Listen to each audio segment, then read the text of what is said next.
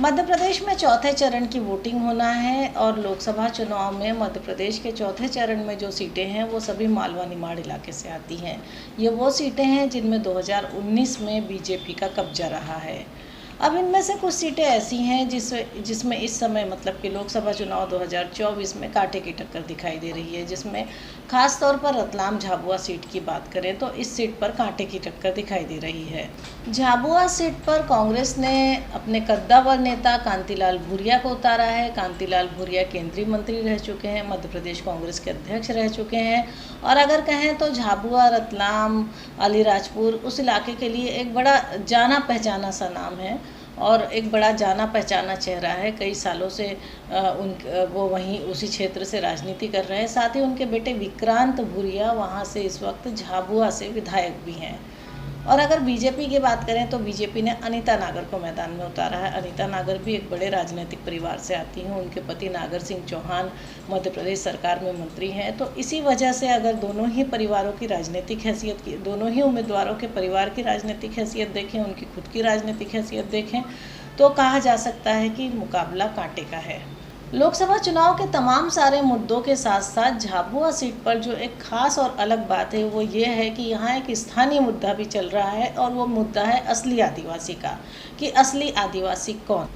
दरअसल झाबुआ एक reserve seat है और रिजर्व सीट होने के चलते यहाँ असली आदिवासी जैसा मुद्दा गरमा रहा है। और ये मुद्दा कुछ इस तरह भी गरमा रहा है क्योंकि जो कांग्रेस के कैंडिडेट हैं कांतिलाल भूरिया वो भील समुदाय से आते हैं और जो बीजेपी की कैंडिडेट हैं अनीता नागर वो भिलाला समुदाय से आती हैं। और ये दोनों समुदाय कुछ ऐसे हैं कि आपस में सामाजिक व्यवहार नहीं रखते, मतलब इनके बीच में कोई रोटी बेटी जैसे रिश्ते नहीं होते हैं, मतलब ऊंच नीच साफ तौर पर मानी जाती है।